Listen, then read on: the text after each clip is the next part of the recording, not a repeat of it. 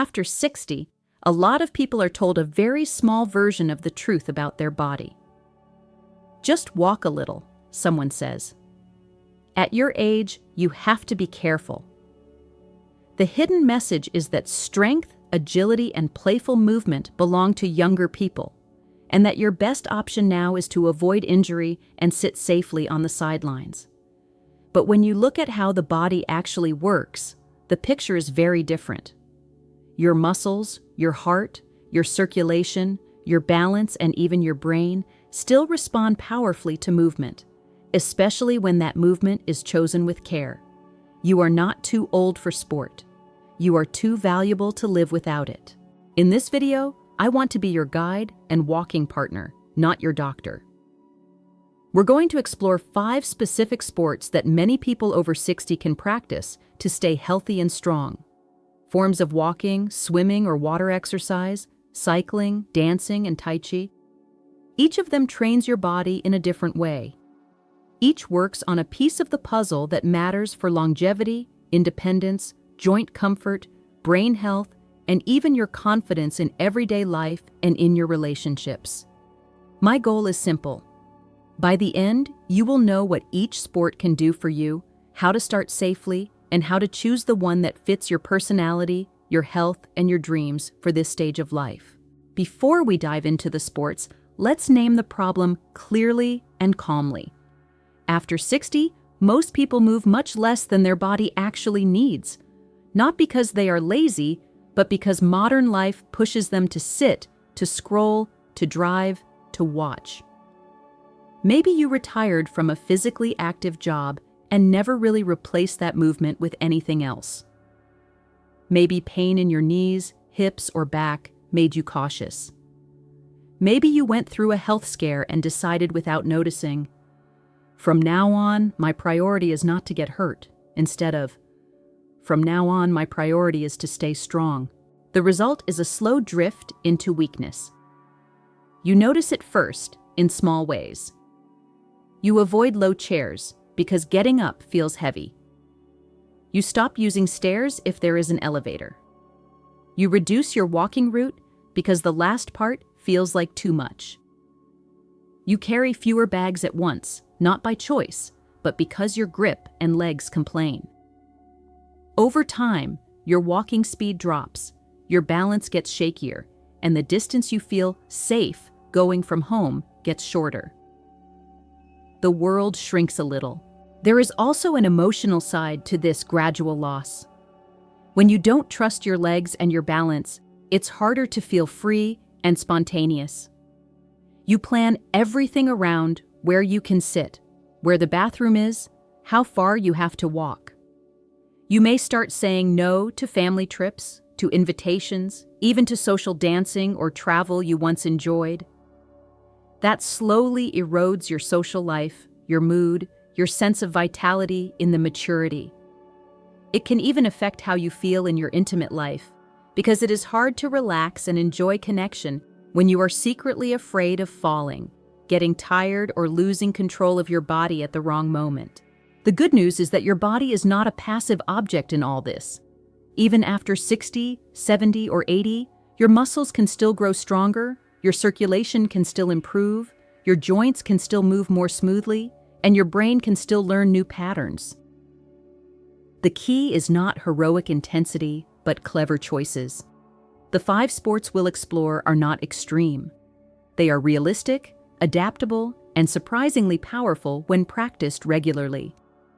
Think of them as 5 doors. You don't need to go through all of them at once. You just need to step fully through one to start changing your trajectory. Let's begin with the simplest, and for many people, the most accessible sport of all: walking as a deliberate practice. It may not sound glamorous, but brisk walking is considered one of the strongest tools for longevity and cardiovascular health. When you turn walking into your sport, not just a way to move from the sofa to the kitchen, everything in your body responds. Your heart pumps more efficiently. Your circulation improves. Your legs learn to carry you with more stability.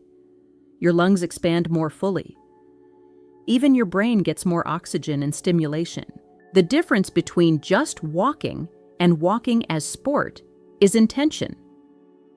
Instead of wandering without thinking, you choose a pace that makes you slightly breathless but still able to talk in short sentences. You choose routes that challenge you gently, with small hills or longer stretches. You pay attention to your posture, letting your chest open and your arms swing naturally. You treat walking time as non-negotiable, like an appointment with your future self. For many older adults, aiming for around 30 minutes of brisk walking most days of the week creates a powerful base for health, and you can build that gradually, starting with 5 or 10 minutes if that's where you are now. Walking also trains something that doctors sometimes call the sixth vital sign, your walking speed. Faster, more confident walking is strongly linked to better overall health, lower risk of chronic disease, and better brain function. When you practice walking as your sport, you are not just burning calories. You are telling your body, I plan to keep moving through this world at my own pace, on my own 2 feet. That message affects your sense of independence and your confidence in daily tasks, as simple as crossing a street before the light changes. If you want to deepen walking as a sport, you can explore Nordic walking, which uses special poles to involve the upper body more. The poles help share the load between arms and legs, reduce stress on joints, and work your shoulders, back, and core. They also provide extra stability if you feel a bit insecure on uneven ground. Another option is to include short intervals in your walk. A minute of slightly faster pace followed by 2 minutes of more comfortable pace, repeated several times. These small variations teach your heart and muscles to adapt quickly, which is very helpful in real life when you need to speed up to catch a bus or walk faster through a crosswalk. Of course, not everyone's joints love walking, especially on hard surfaces. If your knees, hips, or spine protest strongly, you may need a sport that gives you the benefits of movement with less impact. That is where our second sport comes in, swimming or water exercise. Water is an extraordinary training partner after 60. It holds part of your weight, so your joints are not crushed by your full body mass. At the same time, it pushes against you in every direction, providing gentle resistance for your muscles. This combination makes aquatic sports gold for people with arthritis, back pain, or extra weight.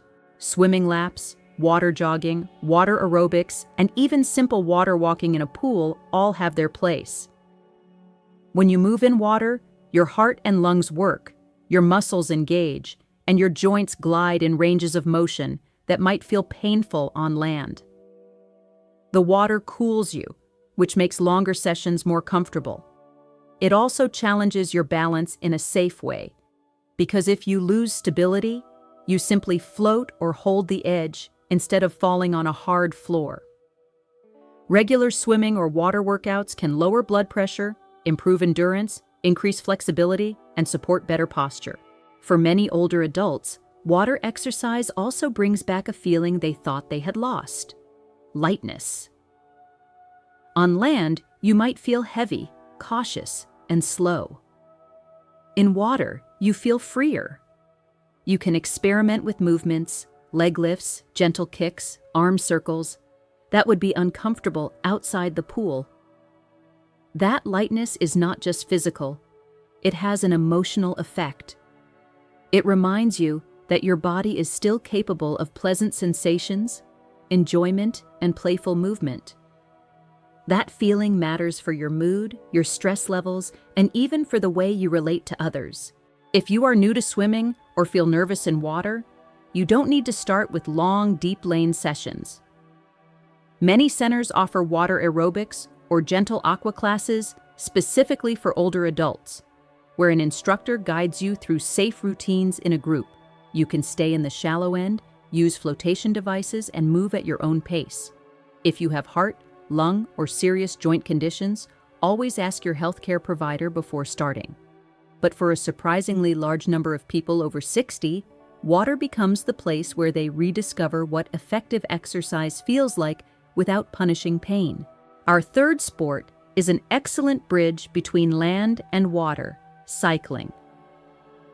That can mean a regular bicycle on safe paths, a stationary bike at home or in a gym, or a recumbent bike with a backrest if your lower back needs support.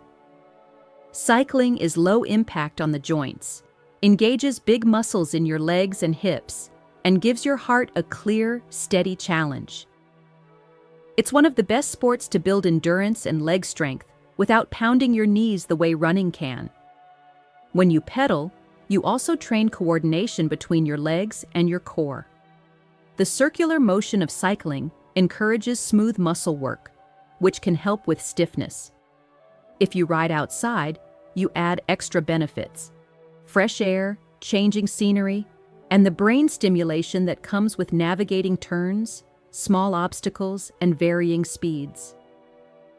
That combination of physical work and mental engagement is especially valuable for brain health and for maintaining confidence in real-world environments. For people concerned about balance, a stationary bike can be a safer starting point.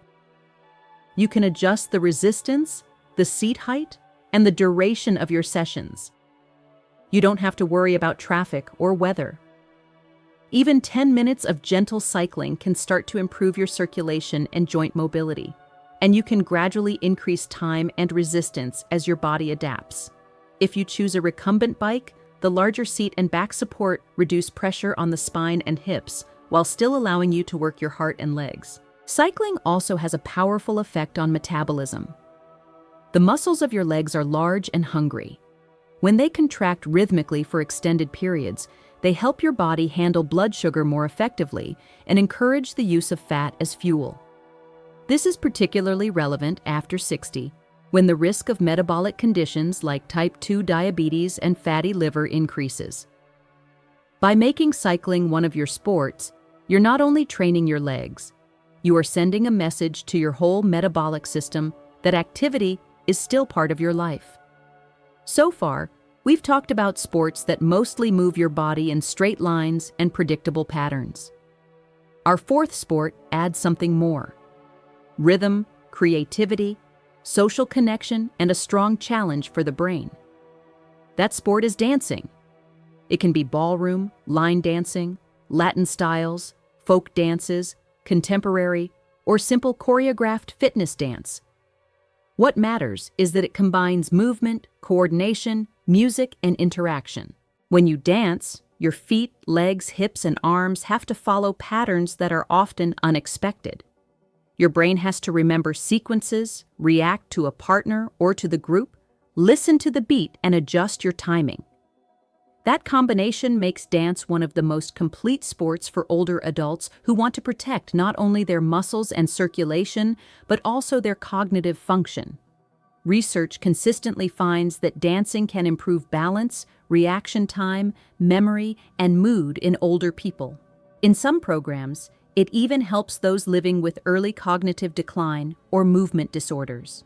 Dance also asks you to inhabit your body in a different way.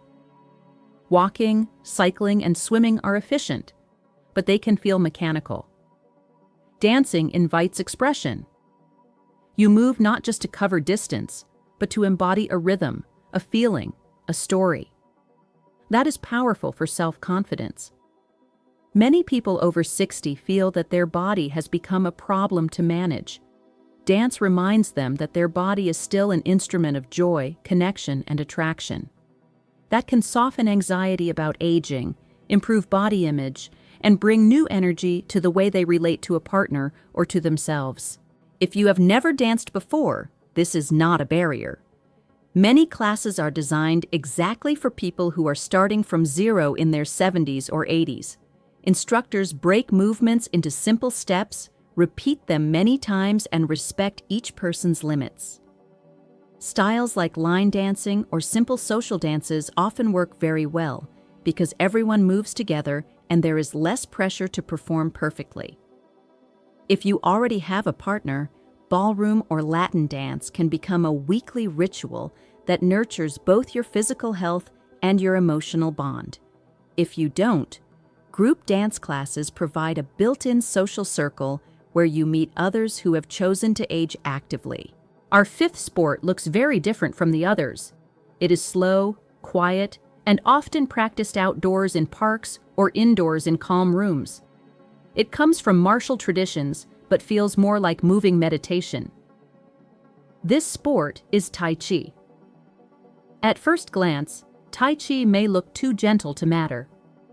People stand in place, shifting weight slowly from one foot to the other, moving their arms in smooth arcs, breathing deeply. But when scientists measure the effects of Tai Chi in older adults, they find something remarkable. Better balance, fewer falls, improved leg strength, better flexibility, and even benefits in mood and sleep. Tai Chi trains fine control over your posture and your center of gravity.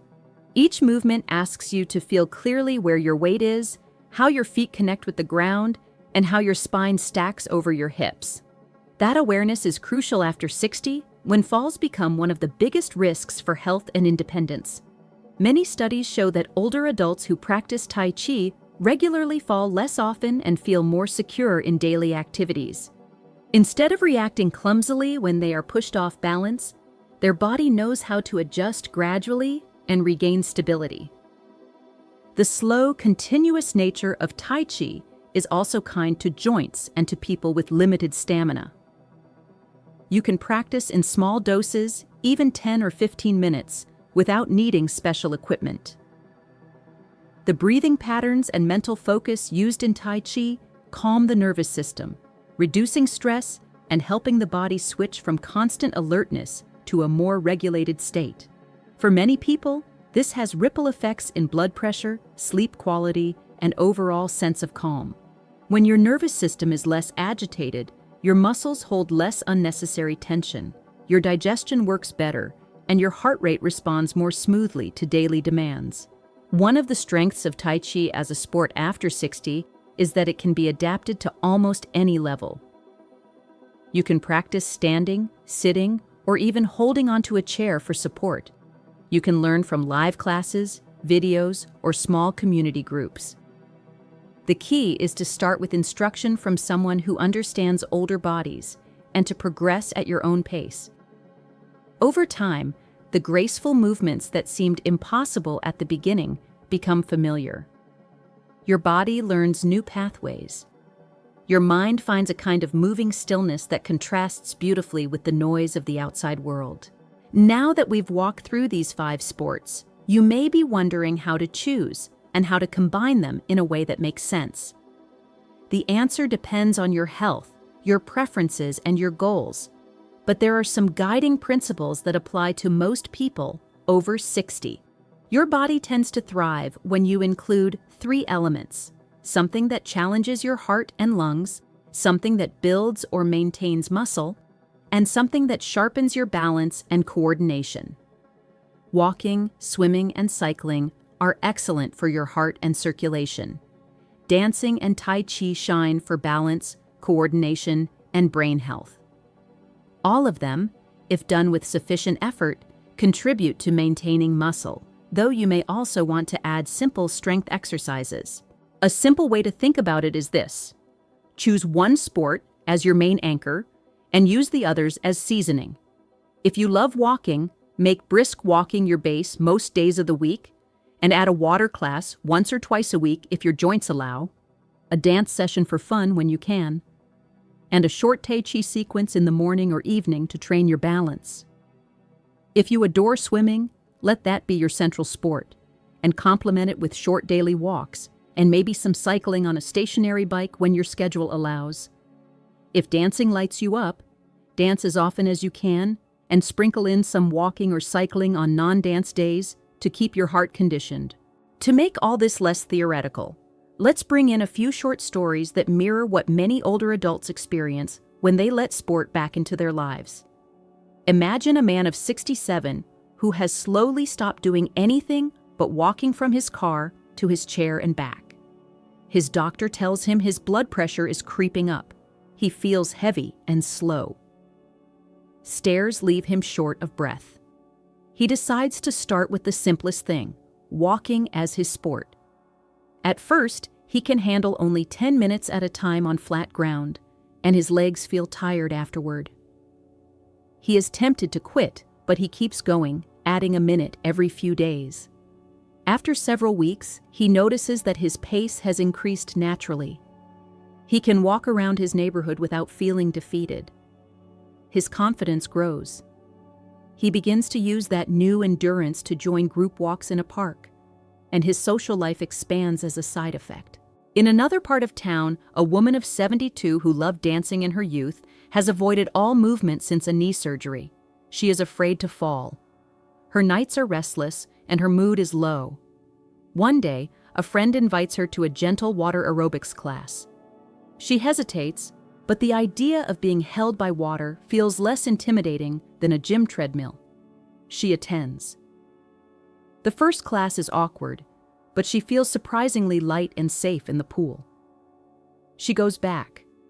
Over months, her legs regain strength. Her joint pain eases, and she discovers that she can also let herself sway in the water to the music the instructor plays. This awakens a memory of dance, and soon she joins a beginner's line dancing class in the community center. Movement stops being a threat and becomes part of her identity again. Now picture a couple in their mid-60s who worry about aging very differently. One is focused on heart health after a family history of heart disease. The other fears losing balance and independence. They choose cycling and Tai Chi as their two sports. 3 times a week, they use stationary bikes together, watching a favorite show or listening to music. On alternate days, they attend a Tai Chi class. The cycling sessions give them the sweat and effort they know their hearts need. The Tai Chi gives them a space to slow down, refine their movement, and feel calmer. Over time, their resting heart rates improve, their legs feel more powerful, and they notice that simple tasks such as stepping off a curb or turning quickly in the kitchen become easier and safer. Finally, imagine someone in their late 70s who has been labeled frail.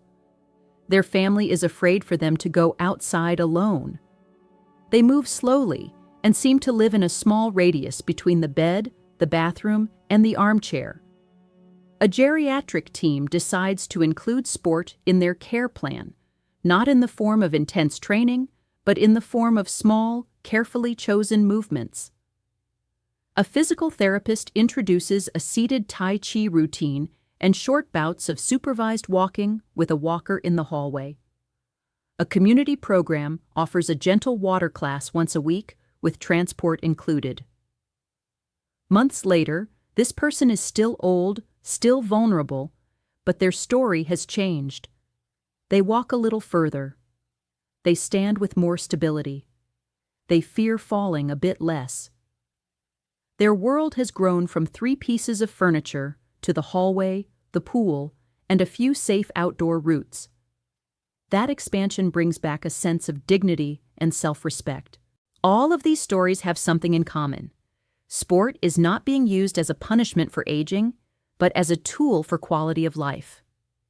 The goal is not to compete with younger bodies, but to support your own body so it can keep doing what matters to you. Walking without fear, playing with grandchildren, traveling, dancing, enjoying your home, feeling steady on your feet and awake in your mind.